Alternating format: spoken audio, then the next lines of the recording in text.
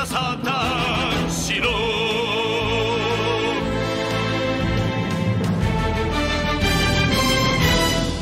Hello, everybody, and welcome to episode 216 of the Saturn Studs podcast. But since I'm only joined by my co-host Jake, we are having the third episode of the Paddington Power Hour, baby! Hell yeah! I'm hyped, and we're gonna watch Paddington 3, but that isn't out yet. Damn it! No.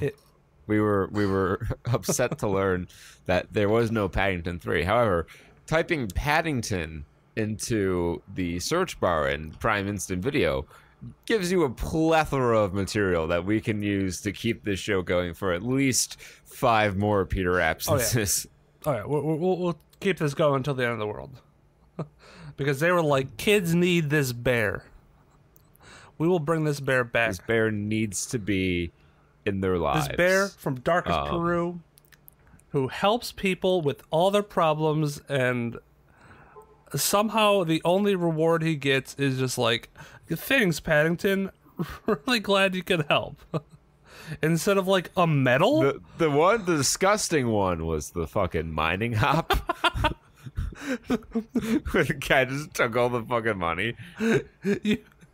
Paddington, you helped me make my nut, dude. That's awesome. You did this. You made me so much money. Thanks. A pat on the back. That's all I get. Really appreciate it. You can keep this pickaxe, yeah, though. It keeps like a pickaxe. Oh, God. I would sue the shit out of that. So we watched the first half of the first season of, I think it's called The Adventures of Paddington Bear. Yeah. It's a Paddington cartoon from 1997.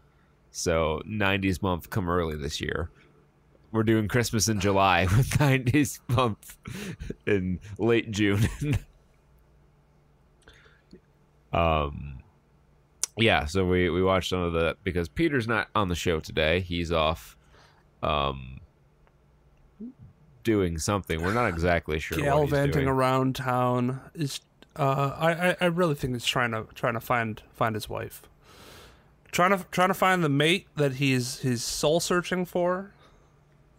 You know, I have to agree, which is why it's smart that he went to the mail order bride expo. That's fine. That's fine. If you want to do that, you know, pick your ethnicity. Make sure they're clean. They've got all their shots. You really want to examine that vaccination record? TLC's been scoping that area out for a long time too. That's where they get their newest recruits for the next season of 90 Day Fiancé. 90 Day. Do you know how many spin-off episodes there are? There's like 90 Day Fiancé before the 90 days. I didn't know that there was a 90 Day Fiancé. That's how out of the loop on this side. TLC has this glorious show called 90 Day Fiancé. They also have, I think, like 3 spin-offs of before the 90 days, like 90 days after or something like that. So we're just going to film you for fucking half a year, and you're going to be okay with that. Yeah, the problem is 3/4 they of the year. don't vet the people. They ran into a lot of controversy because one guy was a felon who like beat his wife months before. They vet them in that they think they'll be entertaining for the show. The one intern who's in charge of it is like, yeah, this is gonna get people crazy for it. This man Ed, he has no neck. He has no neck and no thumbs. Oh my God! And he's going in for surgery on Thursday to have his shins removed. He's gonna be a even smaller person, a miniature-sized person. Just a small figurine balancing precariously in the wind. We have trailers to talk about. We have trailers at some point.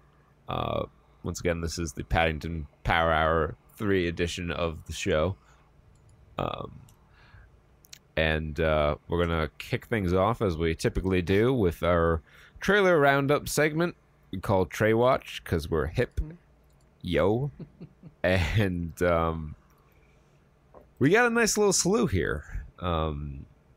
I mean, granted, absolutely none of it is anything I'm very eager to go see. But What, you don't want to watch? What would it be? Groundhog Day 15. Yeah. You know, the 51st Dates meets Groundhog Day. The idea that's been done to death, probably. You don't want to do that. Well, they came to the conclusion that we can remake Groundhog Day as many times as there are genres of movie. So they did Groundhog Day, which is a comedy, and then they did Happy Death Day, which is a horror movie, and then, or I'm sorry, they did Edge of Tomorrow, which is an action movie, and then they did Happy Death Day, which is a horror movie, and now they're doing Palm Springs, which is a romantic comedy, which kind of feels like it should count for the comedy, but the technicality police ruled against the defense on that. Oh my god, is that the weather outside? I'm just listening. Holy shit, that was thunder before, I think. Oh my god, I think it's raining literal cats and dogs outside. Anyways, yeah, that brings me to an idea. I wonder if they're gonna try to do like a movie universe, but instead of the like Groundhog Day stories, cinematic universe, it's just like that style. Where Puxatawny Phil is the fucking conduit to the Eldritch dimension. And then Tom Cruise is like running in with guns. He's like, "Where are the aliens?" And it's like, who is this? What is this guy's name? Goldberg, Sandberg, Goldman. Yes, Andy Sandberg. Goldberg, Sandberg.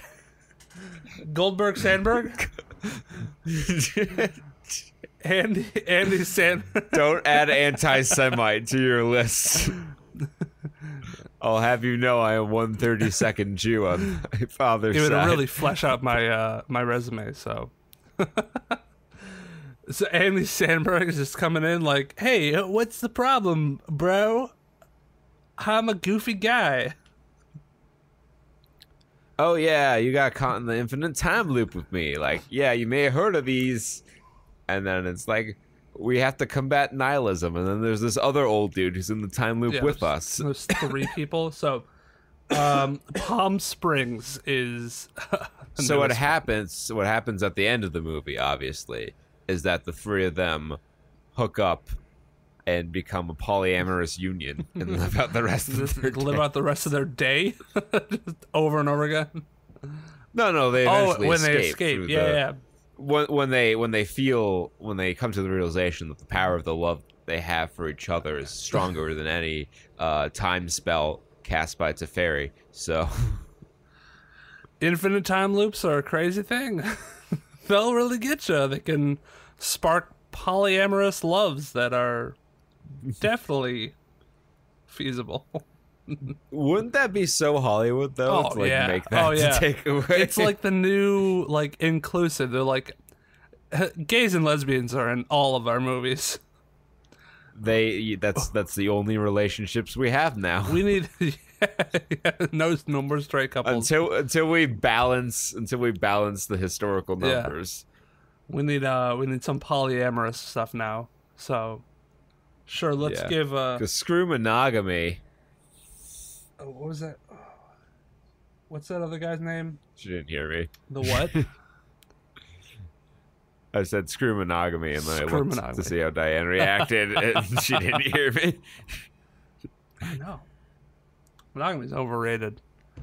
Looks towards my imaginary girlfriend that's not here. Come on, Ray. Let's bring a couple other people into this thing. It's a party. Yeah. So it's Palm Springs. Yeah. I don't know how much we got to go into it. I mean, there's the story of a polyamorous, multi generational love triad. However, I do think that the couple's a little weird. I think what's that guy's name? Sandberg Goldberg. The third one. I guess the bonus guy who's the bonus guy. J.K. Simmons. J.K. Simmons. Very good actor, but to be the third wheel on a polyamorous infinite time loop. I mean, if you had to have a third wheel in the polyamorous infinite time loop, you could do a lot worse than J.K. I mean, Simmons. personally, I'd go with not a devil's threesome, but I said you could do worse. I never said you couldn't do better. yeah, James Corden would be like my nightmare scenario. It's just 2 James Cordens. Jesus Christ. They green screened them in And there. they're both constantly one-upping each other to be the most annoying person on Earth. Until it reaches a critical mass and causes a subnuclear explosion, which destroys us. Sets off the Yellowstone volcano and plunges us into the second ice age where all of humanity dies a cold, frozen death. And then we have to get onto a train that goes around the world for 17 years. Yes. It's full circle. It's Snowpiercer. We're We're living it. Snowpiercer. We're living the dream.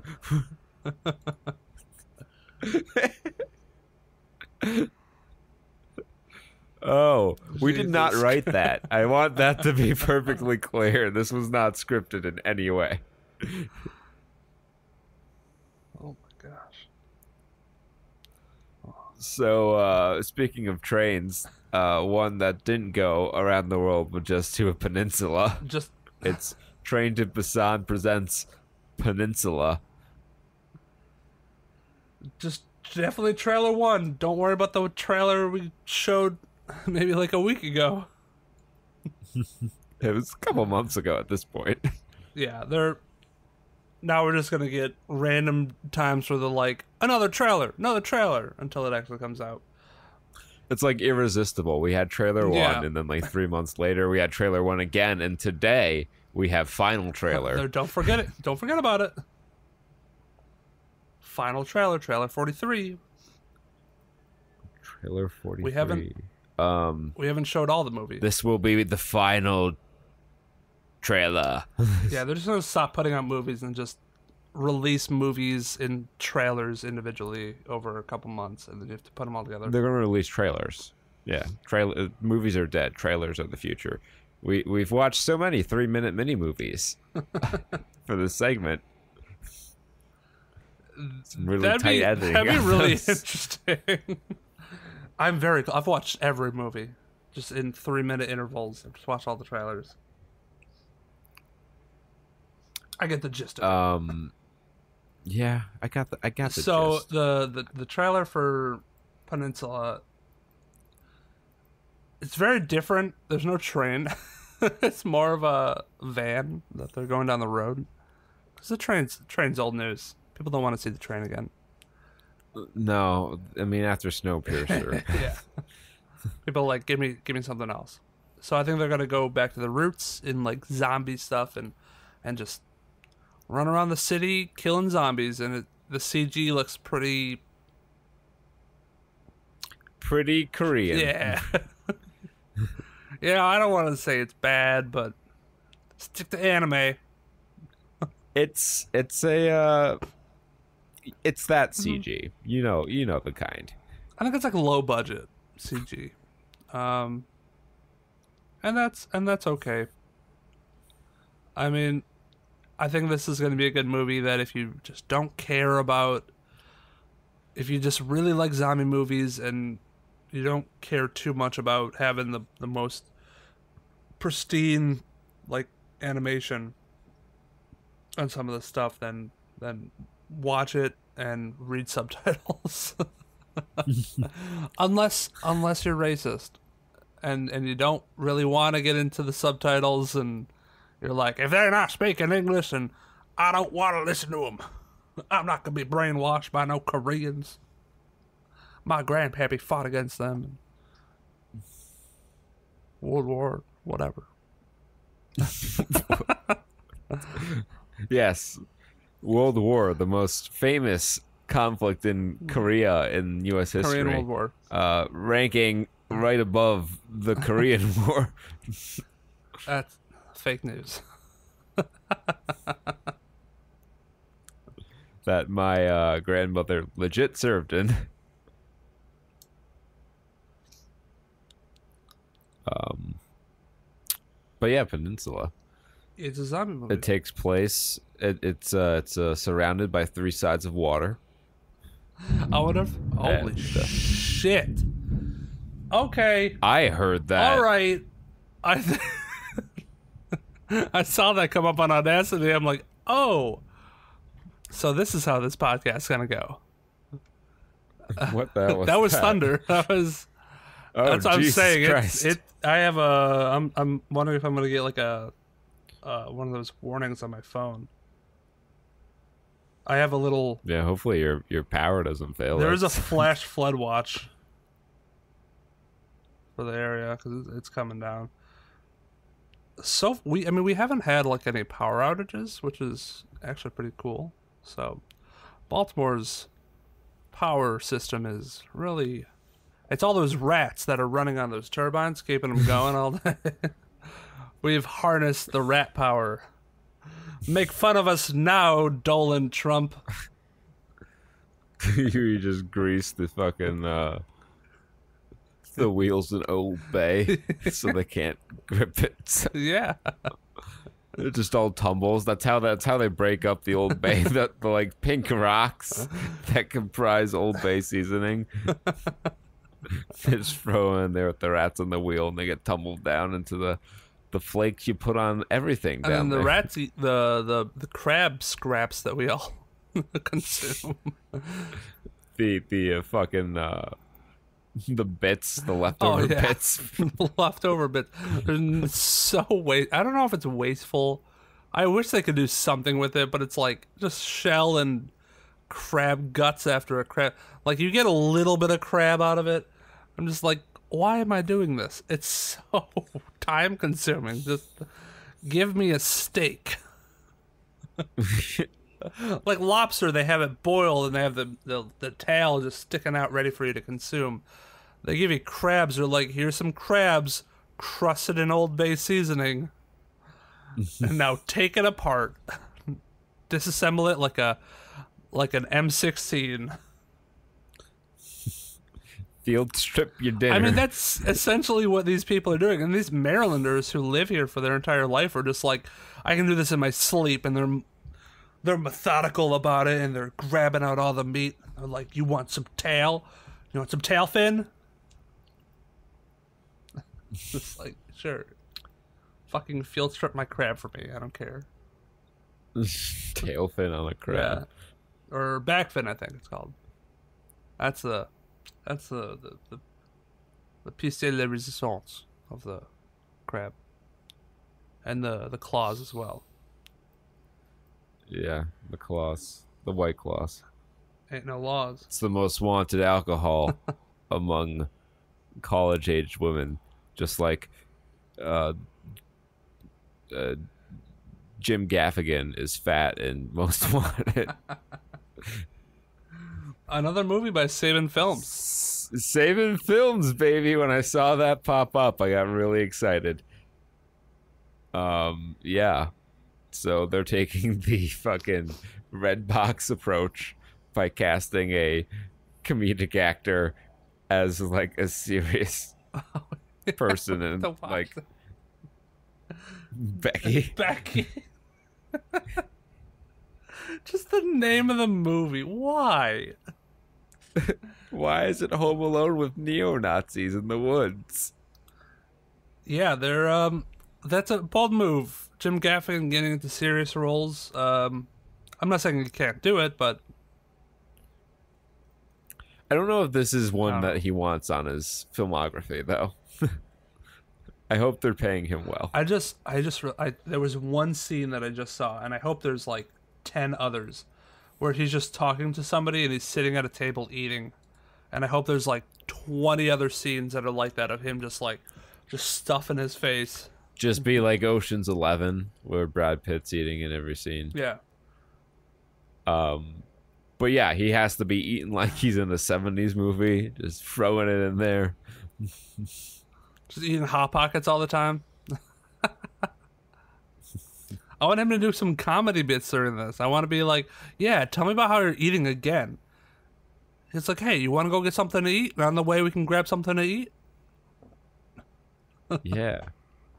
Uh, Dog. I loved his shit back in the day. He had some Back in late he day. had some funny stuff. I don't know how prevalent he is now, because now there's only like He's doing there's only movies. child predators who are up there doing comedy.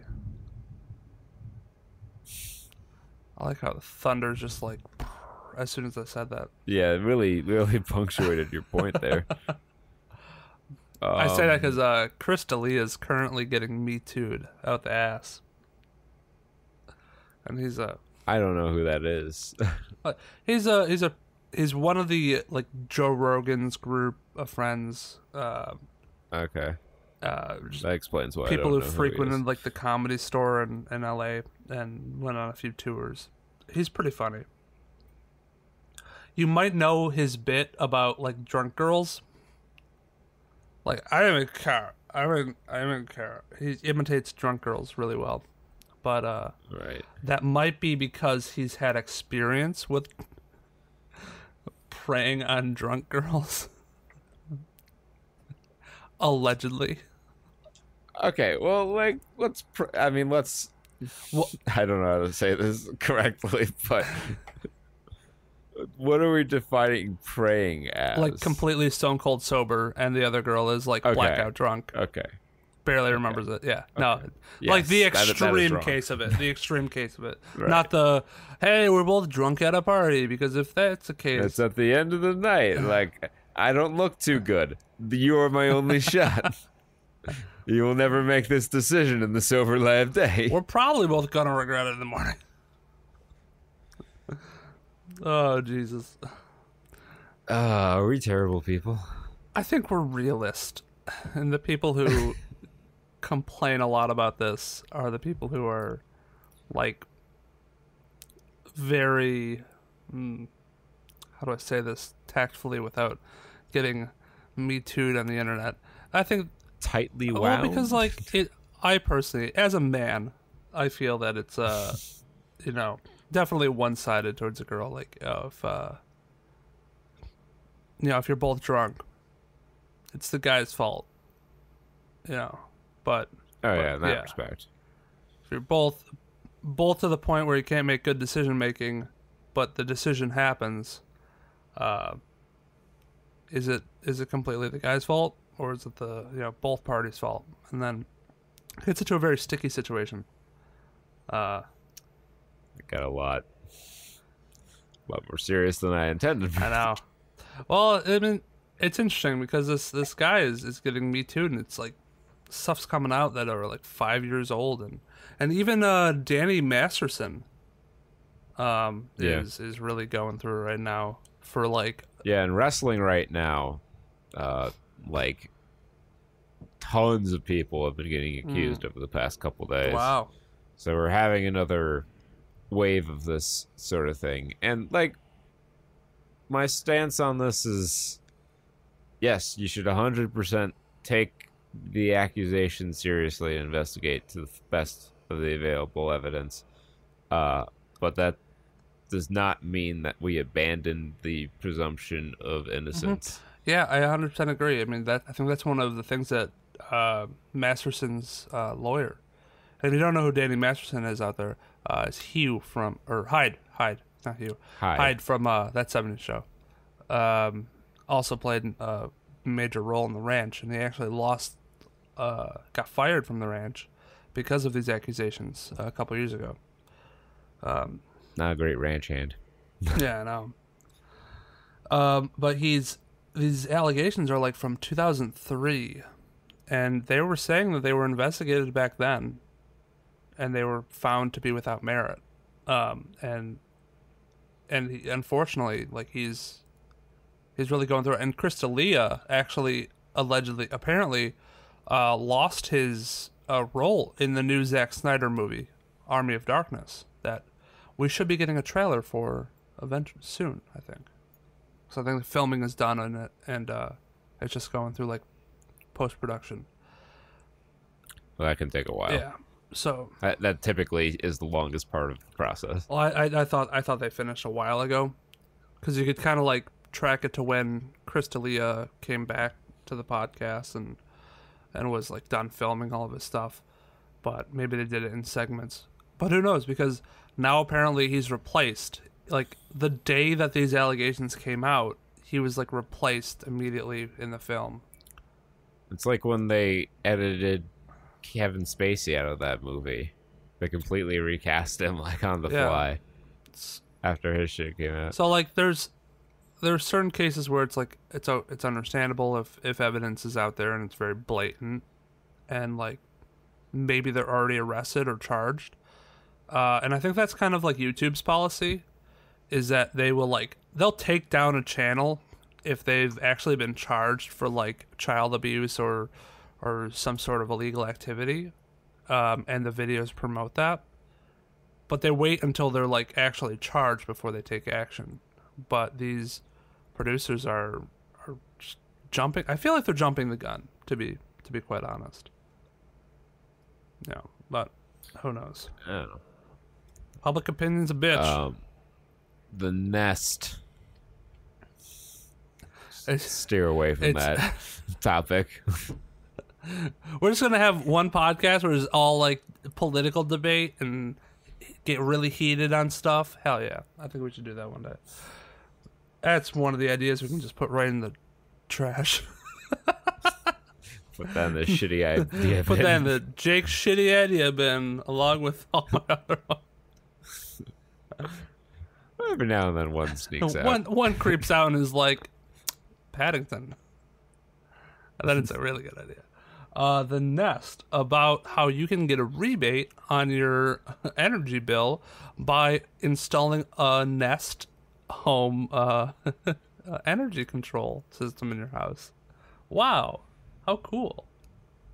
Yeah. Jude Law doesn't have a lot of money, but wants to Gatsby himself. Mm-hmm. And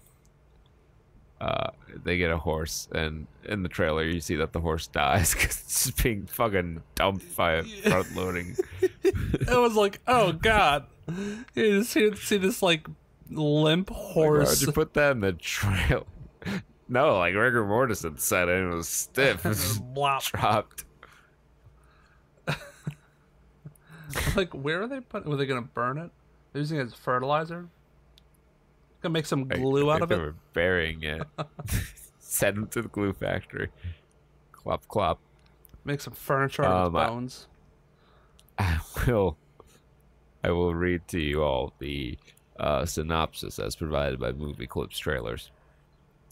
Rory, Jude Law, an ambitious entrepreneur and former commodities broker, persuades his American wife, Allison, played by Carrie Coon, and their children to leave the comforts of suburban America and return to his native England during the 1980s. Nice. Yeah, it definitely has that 1980s feel to it. I didn't know what era it was. Yeah, there it is. They flash it. They in the trailer they just go through a bunch of scenes. It's like one of those towards the end of the trailer where like montages. Things are picking up and they just montage through a bunch of things, and it's just dumping this dead horse out of the friggin' thing into a grave, early grave. Rip Black Horse, whatever it was. Black horses matter. Black horse down. But yeah, it's a black horses matter. Yeah. All horses matter. I'm gonna come in here with the opposite take. No horses matter. No horses matter. All life is meaningless. Nihilists out there. No, fuck you all. All lives suck. Hashtag no lives. I haven't seen a lot of that though. I'm surprised. No, you don't see a lot of that. I'd welcome a nihilist approach to all this. Just fuck everybody. Everybody's a trash person. Even me. I don't care about anybody. I hate myself. It's like when Dana Carvey found out like one of Bernie Sanders like book tours or whatever made him like cross over the threshold of being a millionaire. Mm-hmm. And he would go around doing impressions like, I hate myself. I'm a prick.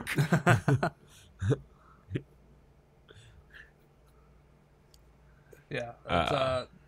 But the nest, yeah. Then they have some marital struggles and not. It's basically Marriage Story with a horse. I think that's a really good approach to this because that's what it seems like. I wouldn't be surprised. Yeah, Marriage Story with a horse. With no name. Yeah, I know. A horse with no name. There was no name given to the horse. It's all full circle. It ran through the desert, I'm told. All right. Follow-up time. So we have a new king of the box office, or queen, I guess. Her name is Becky. Wow. Who had Kevin James starring in the #1 movie in America on their 2020 bingo card? Not me. But I'm sure somebody's out there like, yes, finally. I knew this wasn't a bad idea.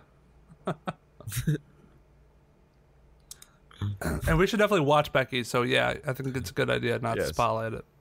For sure. 100% not. We need to come up with our own reviews for it. Our own ideas. Yes. Give it our own 1 star, because I'm sure. Because remember, I'm sure it's not gonna. This is produced with Redbox money. That Redbox. That is money that is. Oh my god! I was infuriated. I stopped by Walmart earlier this week to pick up eggs and milk, and fucking the Redbox was blue. What? Was it graffitied? No, it was because that would be an amazing prank to just friggin' haha, Redbox, you're blue now. All the colorblind idiots out there are gonna be confused.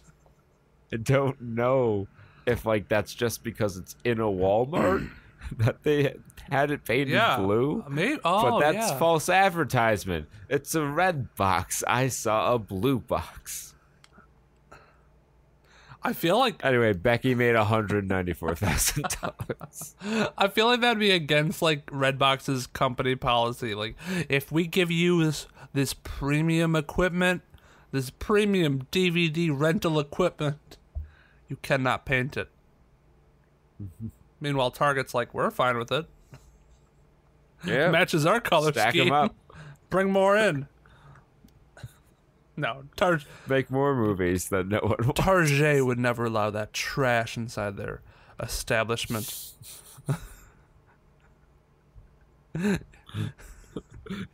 Why do you let your bad experiences with Redbox paint the picture of the entire country? You probably have the one Redbox that the meth heads hang out at. I have the friendly methods, at least. They tie up and shoot up outside the CVS. It's a smart idea, so in case they like cut themselves, they can always go in the CVS and pick up some first aid supplies while strung out on meth.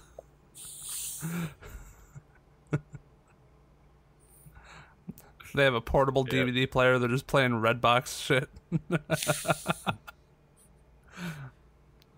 It's not sweet. It's not a treat, man. They got all excited when the Sonic movie came out.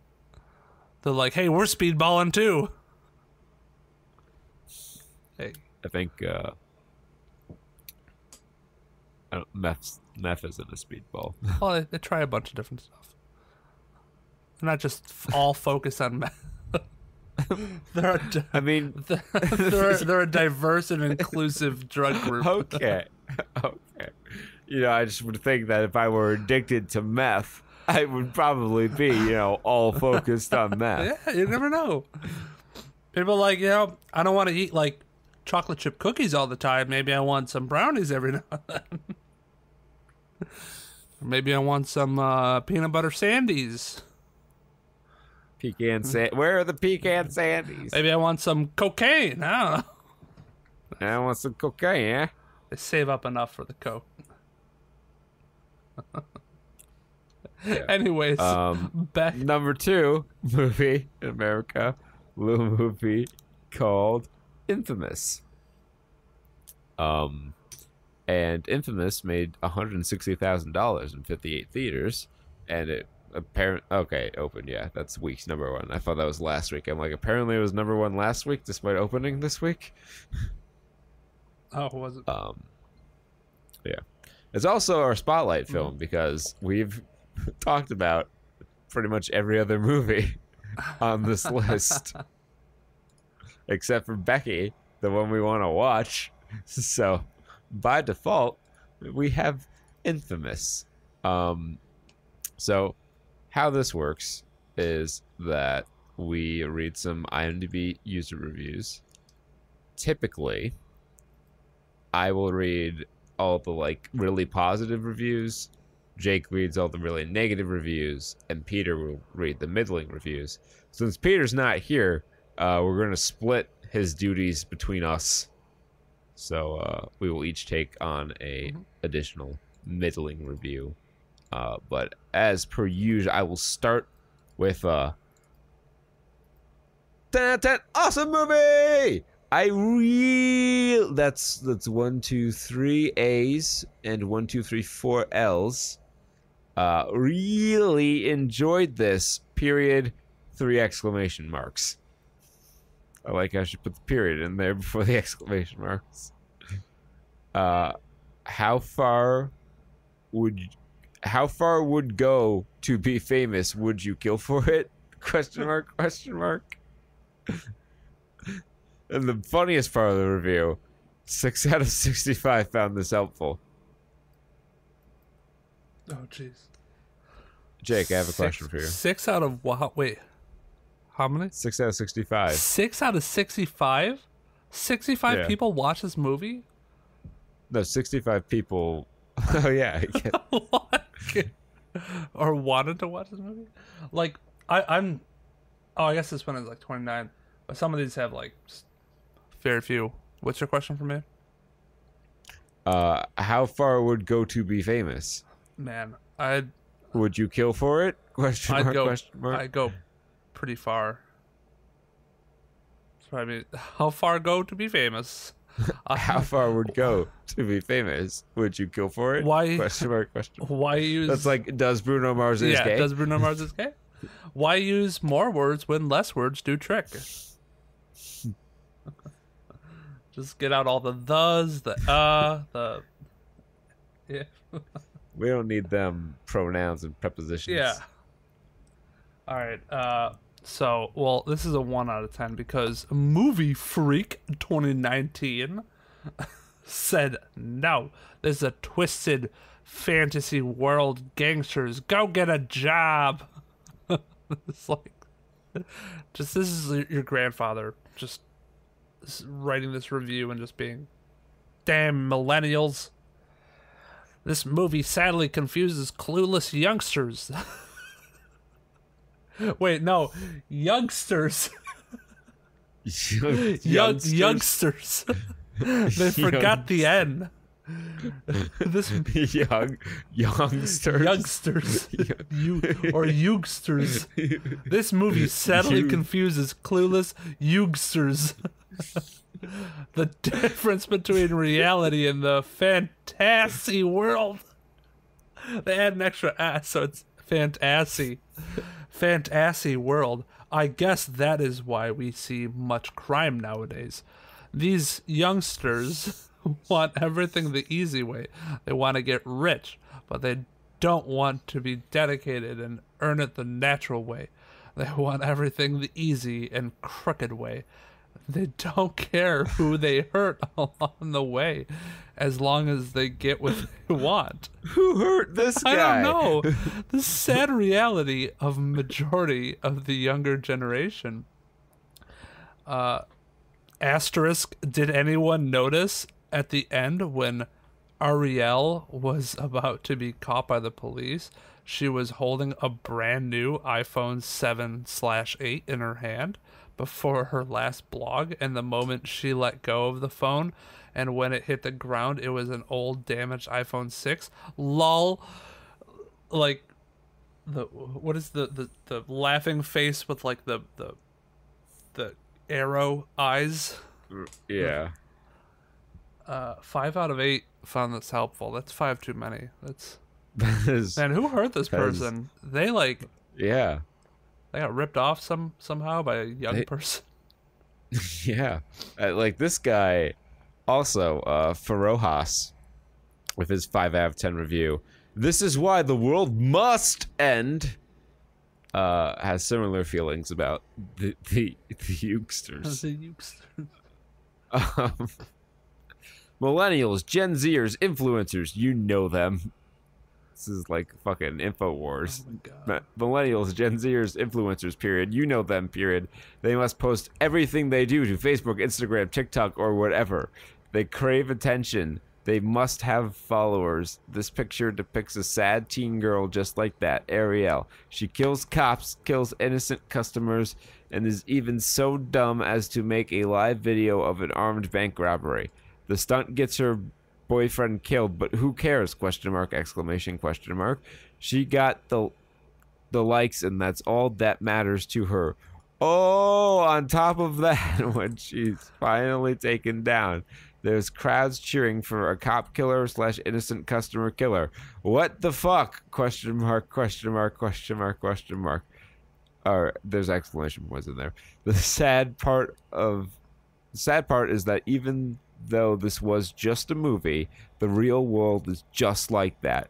We urgently need a new coronavirus tailored to the young and dumb. Jesus Christ. I liked the movie, especially for the music. I just hated Ariel and everything she stands for. I liked the movie after that fucking screen. Jeez. Yep, the movies are just like real life. No difference. Definitely not an exaggeration or a thought piece. No. Alright, I guess I gotta read 2 in a row. From Sierra Saline. I love this movie. 10 out of 10. I love this movie because it really does have the Bonnie and Clyde vibe to it. Infamous is about 2 people who wanted to escape to their lives, and then they met and decided they wanted more out of life and something different, and they both had crappy lives that chose to do their own way, even though their way is crazy. Bella Thomas and Jake Manley did an amazing acting together and made their characters very interesting, exclamation point. I won't deliver any spoilers, but it's definitely worth watching, especially if you're a major Bella Thorne and or Jake Manley fan. I hope to see this released on DVD soon. So you can just watch it Got every day. progressively more Long Island as I went on in that review.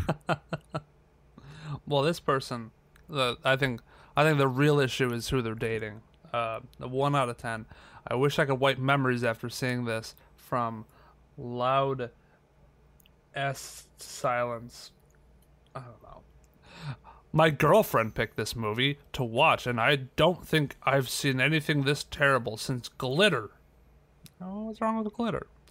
The whole movie, we were screaming WTF. Haha. As each scene played out. Completely unbelievable. Even for today's... What? Today's what? Unbelievable even for today's... Youngsters. Facts are... Oh, I guess there's... I should have finished reading. Even for today's, quote, facts are no longer relevant, end quote, society. The best part of this movie was when the credits finally rolled. Haha, nobody's ever made that fucking joke. After watching this, I wish there was a way to permanently remove movies from Netflix. Well, hey dog, maybe you should get a better girlfriend who doesn't pick this movie out.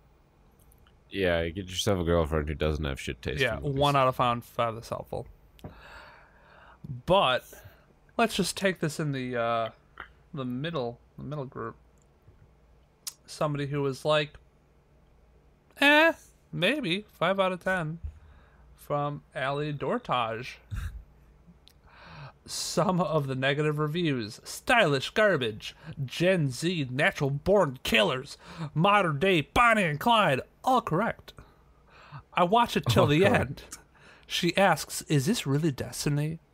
Acting like she is entitled and deserves more, parentheses, Gen Z thinking. Ugh. And you don't see all the families she's altered their destiny by killing loved ones. Then at the end, she has a crowd of people, which is why I think all the negative reviews. It good for one watch. Won't watch it again. Movie is nothing spectacular, but isn't bad to watch.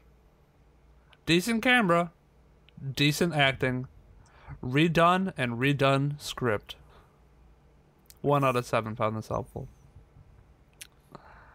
I'm not. I think they rated their own review. Man, that was yeah. Yeah, that was oof. There was a lot there. A lot of screens. So I guess we can pull from this Gen Z's awful and let's get rid of them, right? And how far would go for be famous? Yeah. And does it Far change destiny to kill people? would you kill? In third place we have The Wretched, finally off its throne. Number 1 and 7th week though, still number 3, bringing 148,000. I want to see if horror movies are so profitable that they even turn a profit in this. Oh my god, that'd be fascinating. What's the budget? The Wretched budget. They've made a $1.4 million, so it's entirely possible Wow. that they broke even or something. It's like all the studios that exist after this are just horror movie studios. Yeah. They are the true powerhouse of the movie industry. Because it's literally Superhero possible. movies might make the big money, but on average, no one has better margins than the horror studio. That's so fascinating. That and Tyler Perry movies. Nobody has better margins than that. No one knows how to fucking explain where the budget got so high. How the fuck did it take $25 million to make Boo 2 a Medea Halloween? You had one actor playing 5 parts. What the fuck? Is he taking a salary for each different part? Does he actually have like schizophrenia and think he's those 5 different people? He's got DID. Yeah. I need 5 different salaries. Where's Medea's salary? Hold on, I'll be right back. Where's my salary? In my best Medea impersonation. You really nailed it. I think I did. You really did. I think I did. You thought Medea popped in on this podcast. Thought we had the man himself here, but no, he's telling congregations how they can book their block seating and social distancing. Isn't doing his next acrimony-esque type picture. What else? Max Winslow and the House of Secrets. Huge drop off between number 3 and Oh number my 4. gosh. We go from Yeah. $148,000 down to $2,000. Wow. I make more money in a month. Yep. Jeez. Plus 84.5%. That's up. That's for up. it. It's in 4 more theaters. Oh no. That was a positive trend for them. Average per theater take of $238, which is not the saddest numbers you're going to hear on this show, on this segment. Strike up 182% to, get this, $2,247. It was only in 1 theater before. Now it's in 2. Now it's in 2, and it's 12th week. The Trip to Greece up 463.5% to 1,961. And they were down a theater. Yeah. They were like, we got to move Trip to Greece out. It's overstayed its welcome. The Fox Hunter, $193, down 67.9%. $193 per theater take. Sex in the Future, our spotlight film from last week, $178, down 76.1%, and average per theater take of $178 because it's in one theater. And True History of Kelly Gang in ninth, $152 in one theater. And How to Build a Girl, down 89.9%, breaking in a whole $21 in two theaters. Two people went to go One person. One person per each. theater. Yeah. One person to see each. This movie. They were like, we can only allow one person in the theater. Oh my gosh. An average per theater take. It's just the director going to see it. Just the director and the director star. And the producer or the star, somebody, just like people from the cast just going to see it. Because there was no feature. Oh my god, that's so funny. That is the saddest thing I've ever read on this segment. I was gonna say, like, what if we turned into a society where movie tickets were like the new hot commodity, and they were so rare to get that the price inflated to like $100 a ticket, because everybody was like, I just gotta go see a movie. But that debunks it, because it's $20. Because Netflix exists and is pumping out movies. I think they should make a movie about a post-apocalyptic world where movie theaters are on the down and down, because Netflix and Hulu and everybody is replacing them, and people are like, we gotta go, we gotta get our popcorn, gotta sit in a chair thousands of people have sat in. From why is the floor always where. sticky? Yeah. Let's see the games, or do you have a game review? I do not. I was going to, but then my lovely girlfriend Diane came over last night, and I did not have time to finish The Darkness 2. That will be coming next week. The Darkness possibly 2. Also with South Park and The Stick of Truth. Is that Eddie Murphy?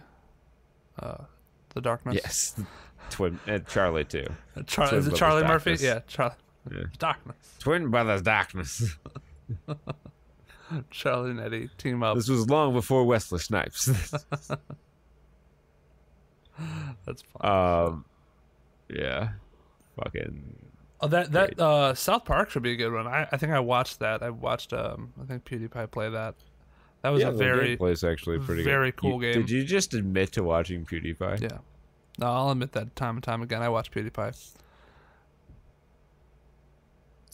It's fascinating. It's quality entertainment. He has really good content. Original content too. All from his mind. It's the only place that it comes from. Doesn't piggyback off of anyone's work. Ever. He didn't make a joke of a video about stealing Jack's Film's idea, and then just keep that joke going until it was actually like his idea.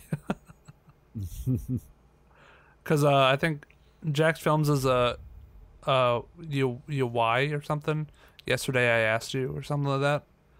Right. And then PewDiePie did a last week I asked you, where like they take like Reddit submissions and they make a whole video about it. PewDiePie's was originally a joke, but then it got like a lot of traction, so he's like, this is my idea now. Totally separate from Jack's Film, not a stolen idea at all.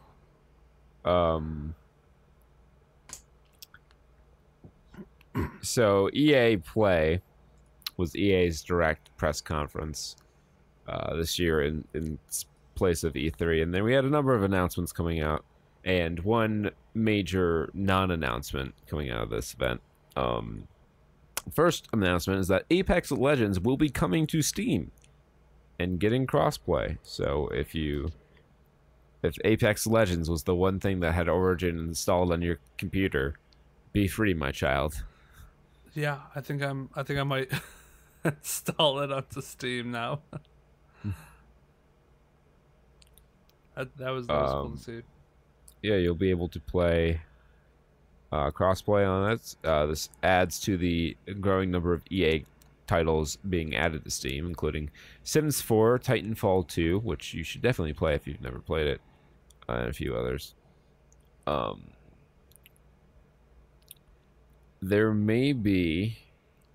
We may have gotten our first look at images from Dragon Age 4 with the Dread Wolf Rises teaser from 2018 Game Awards. There was some imagery that is being compared to some images that have leaked out of BioWare and EA. They're work in progresses, but they look pretty neat. I'm not super excited about the prospect of a Dragon Age 4 because they like took everything I found interesting about Dragon Age Origins in Dragon Age 2 and got rid of it and like built up a whole new story that had nothing to do with the story of the previous game. And I was like, I don't care about your new story at all. And then this game sucks. You have the same 5 levels you reuse over and over again, and you completely removed the tactics-based nature of the combat system. Yeah. And then the third game comes out, and it's still doing the story I don't give a shit about. But the game was a little better, so. At least it looks nice. I found where it was talking about that. Yeah. It looks pretty dark and gloomy. Oh, it might not be a happy story. What if I want to play a happy story? I don't know what to tell you then. I should play Crash Bandicoot 4 then. Yes. So, in an interesting development, Valve's silence on Black Lives Matter has led some developers to remove games from Steam. I don't know why every company is mandated to make a statement on it. Yeah, I mean, I had this conversation at work the other day, just like should people come out and say something? And like Call of Duty had like a message thing, like we stand with whoever, yada yada. Yeah, Call of Duty and Bethesda. Yeah, so they I think Microsoft and Sony. Mm-hmm. A lot of them have messages on there when you start up the game. It'll say something about BLM and stuff, and I don't think I subscribe with the fact that if you take silence as a choice that you're taking a side, because I think that's what people assume. Oh, if they're not saying anything about it, then they don't care and they're taking the side of in this case it'd be police, or they don't care about the BLM movement at all. But I mean, I don't think that a company should be obligated to make a statement. That's weird. I understand maybe like people, like celebrities, because they reach an audience and they have people who listen to them. So, being in that spotlight and having that kind of like power, maybe. But a company is just like, they just care about like it's not even like like what. I don't understand what's to be gained from that. I definitely don't think they should be penalized. I mean, like, or people should react in a negative way. Honestly, the developers removing their games from Steam are the ones who are being penalized. Yeah, because true. They're losing out on many sales. It's like Steam is like, we have plenty. Like, come on, this isn't gonna hurt us. So it's been rumored for a while now that we would be getting an announcement of Mass Effect Trilogy Remastered this year. But EA Play has come and passed, and with nothing. So we'll have to see. Kurt's a sad boy. if that happens. However, they did announce Star Wars Squadrons. Oh. So yeah. I'm really hyped about that. because I really had a good time with the last EA Star Wars project they did. The fuck, what was it called? I love that game. Yeah, it's Jedi such a great Fallen time Order. with it. Fallen Order. I kept on thinking to myself, like, don't say Force Unleashed. Don't say Force Unleashed. That's not the right one, you dumb idiot. Don't say Force Unleashed. I love Star Wars Force Unleashed. So Fallen Order. I think, too enjoyed the shitty God of War. yeah, clone. exactly. So, Fallen Order, I think they did a really good job with, and it seems like they have a cool idea. From what I've heard is that there was a game a while ago that involved like starfighters and flying around in ships and shit, blowing stuff up. TIE Fighter. Yeah, something like that, and it was like a really popular game. Yeah. And now bring this idea back and maybe introducing better graphics and more competitive gameplay, I think might stick well. It sounds like they want to try and use this as a definitely like an esports, a competitive esports kind of game. Esports. Because it's like 5v5, which seems kind of small, and it seems really objective based. So we'll see when the actual gameplay comes out and what like multiplayer seems like, and if they're actually going to do like something like that. But one of the big things is they've learned from their past mistakes, and they stated they will have 0 microtransactions. So Press X to doubt. if it's true, it's a step in the right direction. If it's fake, then fuck off, I guess. I don't know. I mean, personally, I don't have a problem with like microtransactions in the form of like cosmetic stuff. To a point where like, okay, well, if you want to get that skin, you can get it in boxes through the game, or you can buy it, whatever. But if it's like game changing, like a blaster or something like that, functional, pay to wins. Yeah, but you should be able to unlock the stuff like in the game. I think so too. Yeah, there should be a Reasonably. thing, because like I look at League of Legends, and they did a really good job at this. They came up with a system where you can get keys and boxes, and you can get periodically you can get fragments, and you can build a key to unlock boxes that you also receive in game for free. And that can actually unlock skins for you. And you get a decent amount. You don't have to play a whole lot. And you get a decent amount. So you can unlock monetary skins, and even skins that aren't even available to buy, like legacy skins. Things that they offered only during certain events. So it even offered like an advantage to these boxes, these loot boxes. But you could also pay for them too. Like you had the option to pay for it. I think that's what it really should be emphasized. Is you have the option to pay for it, not you have the option to play for free to unlock them. We had when we did our episode on microtransactions, I brought this up because the first game I remember playing with microtransactions, and it was the multiplayer for Mass Effect 3. But they did it in such a way where like you earned in-game points for doing the missions, which you could use to buy these. Essentially, they were booster packs. They'd like have different like weapons or characters that you could use in the multiplayer, and like you could pay X points for a box that had like 2 uncommons that topped out, and like 1 rare and 2 rare. And there was like I think 3 or 4 tiers, and you could pay for them with the in-game currency that you earned. Or if you wanted to speed things up a bit, you could buy it. So it was like, if it were a competitive thing, that'd be a problem because that'd be pay to win. Mm-hmm. But it was cooperative multiplayer, so it was like an alright implementation. I see that, yeah.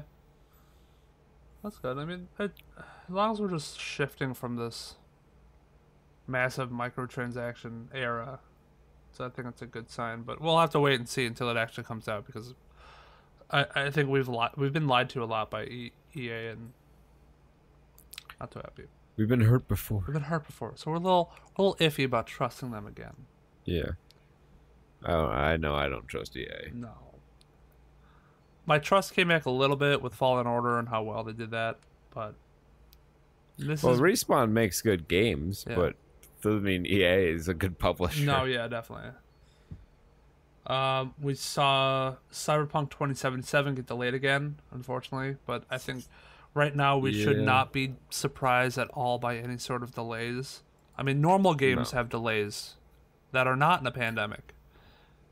Yeah, they delayed this to September well before the pandemic even was a thought for most people, because they needed more time. So I could see if they haven't been able to maintain the regular development cycle, which they probably haven't, that they would need extra time for their extra time. And now it's November 19th is the newest release date. And that's only like 2 months. Yeah, I think people can wait. It's not like it's like a whole nother... like, I'd be concerned if it was like a whole nother year. But Yeah, that'd be kind of shitty. I'm looking forward to that. I would. yeah. So, luckily, they're not too bad on that. Yeah. There's All a right. couple new games. I don't really care too much about, like Persona 4. I never was into Yeah. like Persona games. There's Icarus, which was announced. It's like a new it reminds me a lot of The Forest. Yeah. So I think this is going to be like one of those games, and it's going to be a little bit more cooperative, I think, which will be kind of cool. Important thing is it'll be free to play. So look for that around 2021 for a release date. Graphics look pretty good. So, but at this point, they should. Yeah.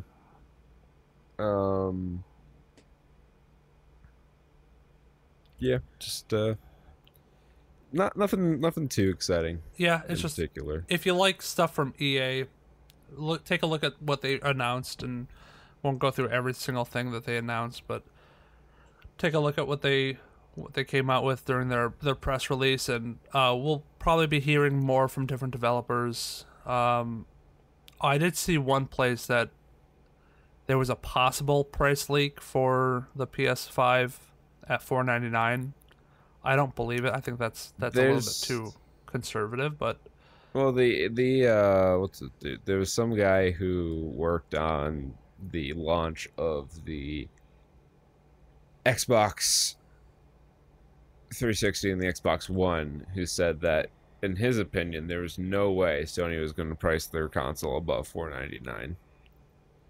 He knows a lot more about this stuff than I do, but I think that there's no way they seems- were. Yeah, he thought there's no way that they would ever do that, because in his mind, hardware pricing is going to determine the victor of this console generation more than any other factor, including exclusives, which I disagree with, because the platform with the better games will always win, because that's what the late adopters are going to go in on. Yeah, 100%. Yeah, so $499. Maybe that's the price point that they're going to be at, which is Yeah, so we can stop all these memes about what guys would do for the PS5. true. Start an OnlyFans account. Shit. Which maybe, hey, one day Saturn Suds OnlyFans. Subscribe now. Let us know in the comments if you want a low subscription, high tip, or high subscription, low tip based approach. You have too much knowledge of that platform for me to be comfortable Well, in this conversation. I guess this is sort of gaming news because she's totally a gamer girl. Belle Delphine is back. She was out of commission due to health reasons. She like broke her leg and like sprained her arm or something like that by jumping into a kiddie pool from a roof. Everyone's favorite Pennsylvania 6. Yeah, so she's a crazy one, and she came out and she released a video parodying Tom Kenshi 64's Gooba. So Takeshi 69 came out with Gooba, and it was a very, very adult music video. And Belle Delphine came out saying she's back in a video much like that.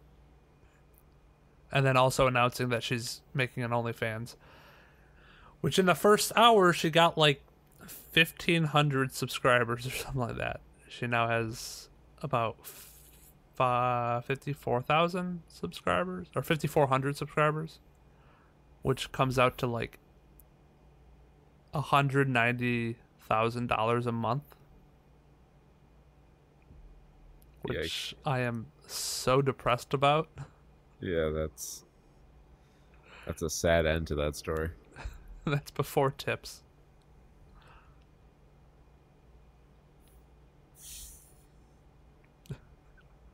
I hope she saves her money. That's all I'm gonna say about that. Hey, go blow it on squids and more cosplay stuff. I say invest into your business. More dildos. You got maybe like a 2-year window before this all just vanishes. Oh yeah. Oh, 100%. We're gonna find a new one very fast. Save your money, Belle. That's my advice. Try to save up like $500,000. Then you only have to like work a real job for, maybe 20 years, and then you can retire comfortably. Jar more bathwater. She needs more bathwater. So that saturate the market in your bathwater, literally. Who likes to take baths and ride in bathtubs down flights of stairs? Mr. Brown, Paddington Bear.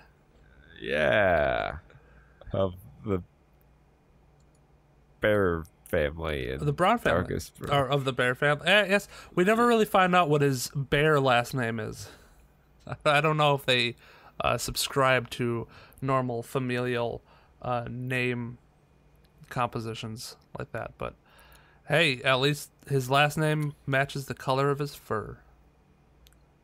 So, we watched Paddington Bear from 1997, and boy, does this bear deserve like so many awards for like helping criminals, from making this Australian guy get nuts, and this is like Opal.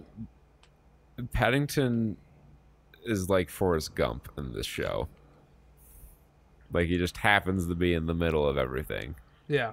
At all times. The one thing I really liked about it was the fact that they could squeeze so much different like stories into a little amount of time. You got 23 minutes. You have 3 short stories in 23 minutes. Yeah, they do split episodes like some older cartoons that you might remember from yesteryear. Yeah. And they put 3 instead of like the usual 2. Yeah, I was surprised at that. And they fleshed it out. I mean, they didn't waste any time. Stories were told, yeah. From anywhere from headed to the bank, finding out it was robbed, and then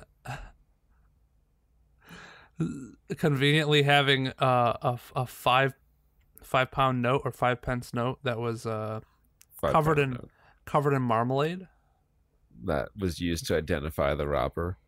Because fantastic. I will always pay for something with the most recognizable bill of the hundreds of thousands I've stolen. Yeah.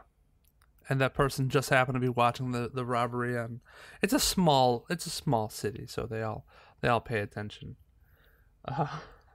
And the robber will definitely stay in the area for a good day or so. There were a couple of let's say not the most culturally sensitive portrayals of groups of people in this show. You mean like when he went to Egypt and got swindled instantly? Yes. I was like, what? The way they have the actors talking who were playing the Egyptians. A lot of Indian people in this show too, which I guess makes sense. Yeah. But wasn't really expecting that. I preferred my Paddington to be whiter. Well, I think the one lady who was Indian who had the dot on her forehead. Apologies if that's offensive. I don't know what your dot are called. Right. The name of it. the dot. I'm sure they have a name, and they're like, "Oh, it's religious, and you're making fun of us." But no, it's a dot on your forehead. But I think she was in the movie, if I'm not mistaken. I think that character was in the movies that we saw, just as part of the neighborhood. Bunch of people who love Paddington. They were like defending Paddington, saying, "No, he's a part of our cult. He's a part of my city." Yeah, it's our family." And they had pretty much everything. Because I'm comparing this to the movie, and I know I should be comparing the movies to this, but I guess this goes to show you how well the movies did with including everybody who was in the show into the movie, with like the ornery neighbor who for some reason hated Mr. Curry. Mr. Curry, who in the 70s cartoon was voiced by Tim Curry. Oh,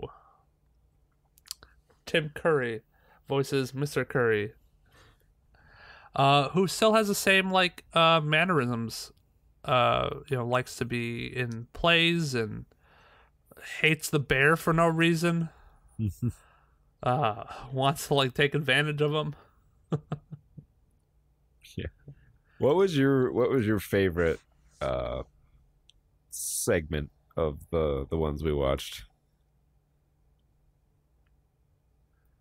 I think it was Paddington turns detective, because they started giving him like all this crap to like use and be a detective, like stereotypical stuff, and I'm like, okay, how is this gonna turn into a shenanigan? There were a lot of good ones. I liked the one where he almost won the Tour de France. Yeah. Oh, that great one. I was like, because you're always thinking, you're like, okay, well, he's got the marmalade sandwich under his hat. How is that going to be used in a way that's gonna mess something up or solve the thing? And it gets stuck in the guy's spokes, and it creates this big crash. And I'm like, yes, he's gonna win. I also, just for cultural reasons, enjoyed the one where they went to Ireland. Yeah, the Blarney Stone and the leprechaun. I like that his daughter's name was Siobhan. I'm like, that is the most Irish name you could give a girl. Actually, no, Bridget would be the most Irish name you could give a girl. I did really like the banknote, because I'm like, oh, he's gonna catch this thief. I was like, he's gonna catch this thief with the marmalade note. And then the opal was fantastic. The opal fucking was great. They're mining for black opal, and they strike this huge pile of it, and Paddington gets fuck all from making this guy millions. Because the guy's like generational wealth they just stumbled upon. Because this guy's like, I'm gonna have to close up the mine soon if I don't find anything. And he's like, it's just how it is. I'm just an Aussie. Paddington's like, oh, I just found this huge lump of coal. It's like, no, that's a big ass opal. That's amazing. It was cool to see that they had the haircut scene where he gets a job as a barber for like 1 second and then immediately messes it up by cutting off too much. Marmalade and hair is a toupee. This is a fine like show for its intended audience. It is not quite as amazing as the movies. No, but and I think, I don't know where the movies, I don't know, hit home. I think the bear was like funnier in the movies. Yeah, he seems more genuine. Maybe more genuine, maybe a little bit more comical. Paddington just seemed a little bit more well, I think this wasn't going for the jokes. And I think they really wrote in a lot of the like Paddington's. This was like trying to be more educational. Yeah. Because they're like, let's try to put in like more messages, and how do we cram like cultures, 3 different messages into one 23-minute episode. Like when you have to include a seeing is believing thing into other stuff, and it's there was just a lot to cram in. Maybe it was the fact that it was like 3 stories in one that really maybe change the tone of it. Yeah, I mean, yeah, like it was what it was. I think, a movie and a TV show, by their very nature, have to tell different kinds of stories. Mm-hmm. And I just think on the bottom line that this one wasn't as well made as the other movies. Yeah, and I mean the movies had the benefit of like having the opportunity to have character arcs for everybody, and what do you think would be easier on a television show? Yeah, but it seems like these were they were just scattershot stories. Because I think they were what's it considered episodic instead of serial. So yeah. So it didn't necessarily follow a continuing plot.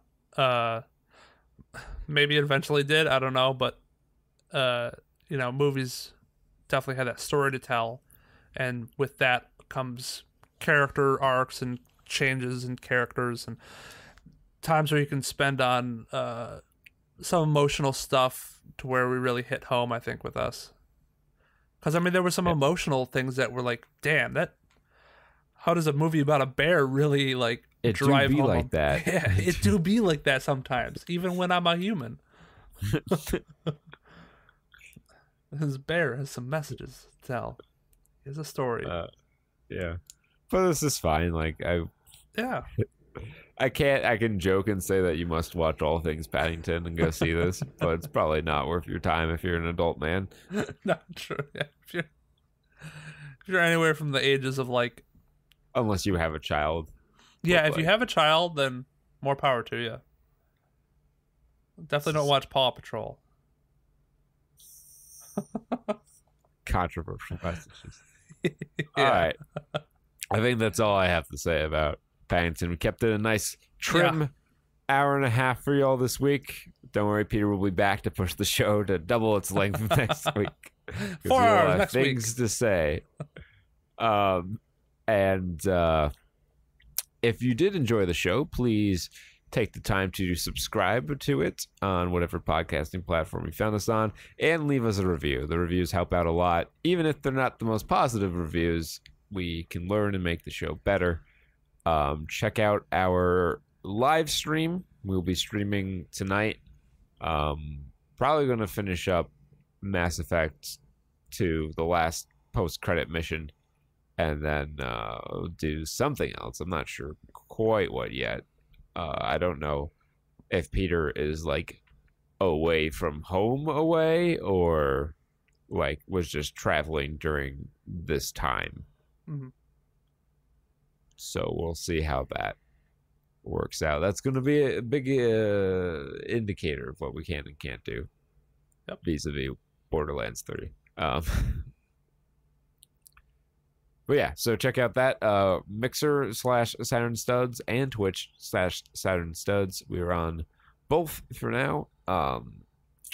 Also, check out our website for links to our YouTube channel, where you can find archives of previous live streams and other stuff, presumably, as well as the website links to our social media at Saturn Studs, at Studs Saturn on Twitter, and Facebook.com/Saturn Studs or the Saturn Studs podcast. One of those. Search it, you'll find it.